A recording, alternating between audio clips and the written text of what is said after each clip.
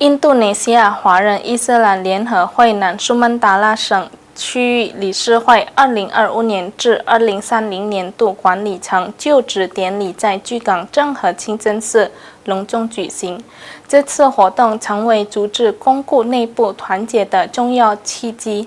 同时也进一步加强了南苏门答腊地区的宗教宣教与社会服务项目。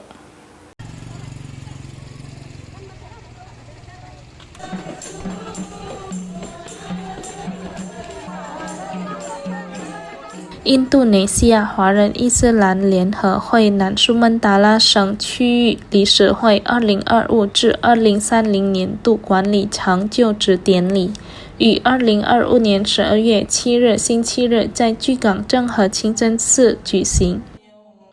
这次活动成为印度尼西亚华人伊斯兰联合会加强组织架构、拓展社会服务与奉献空间的重要议程。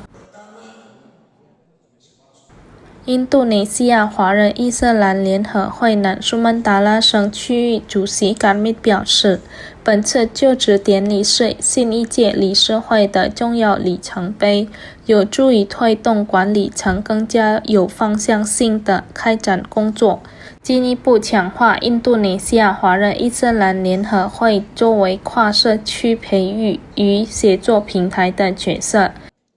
他强调，组织将持续提升更效有益于穆斯林群体及广大社会的工作计划。这次就职活动同时也成为全体会员与受邀嘉宾交流联谊的平台，对印度尼西亚华人伊斯兰联合会南苏门答腊省区域未来的发展具有重要意义。Soalnya kita akan melakukan pembinaan mualaf dan beberapa untuk secara kemanusiaan, kita mengadakan donor darah, sunatan massal atau apapun secara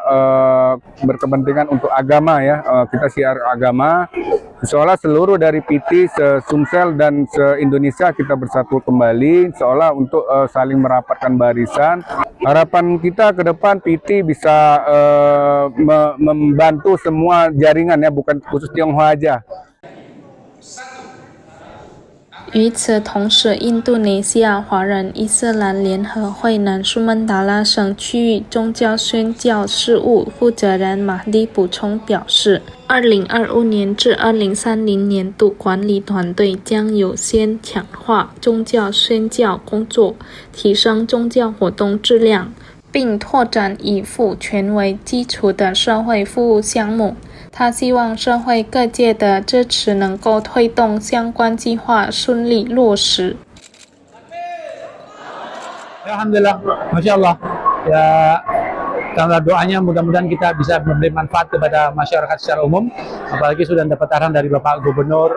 ya Sumatera Selatan, beliau sangat mendukung sekali. Ini merupakan kabar baik buat kita semua. Dapat support yang kuat dari rekan-rekan kita yang lain, dari organisasi NU, Muhammadiyah, dan PFKUP dan sebagainya. Mudah-mudahan ini tanda awal yang baik kalau kita bisa terus meningkatkan pelayanan kita kepada masyarakat. Buat itu. 随着就职典礼在正和清真寺圆满举行，印度尼西亚华人伊斯兰联合会南苏门答腊省区域正式迈入2025年至2030年的新阶段。新一届管理团队期望通过各方协作，使宣教、社会服务及培育项目得以更加优化、全面的推进。Muhammad Aidil, PAL TV